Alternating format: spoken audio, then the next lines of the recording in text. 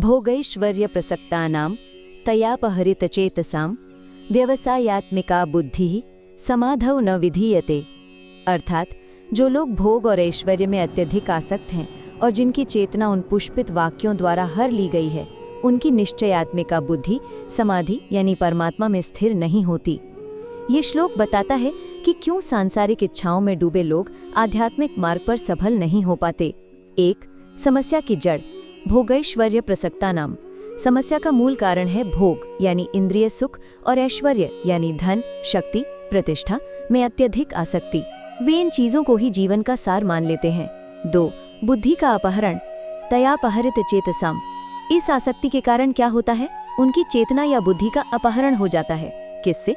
उन आकर्षक फूलों जैसी बातों से जो पिछले श्लोकों में वर्णित हैं, जो और ज्यादा भोग और ऐश्वर्य का वादा करती हैं। उनकी सोचने समझने की शक्ति सांसारिक इच्छाओं द्वारा हर ली जाती है। 3. परिणाम व्यवसायात्मिका बुद्धि समाधान न विधीयते।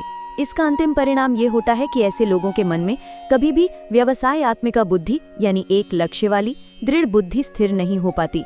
उनका मन हमेशा 10 अलग अलग दिशाओं में भागता रहता है और ऐसी अस्थिर बुद्धि कभी भी समाधि यानी परमात्मा में आत्मस्वरूप में स्थिर नहीं हो सकती।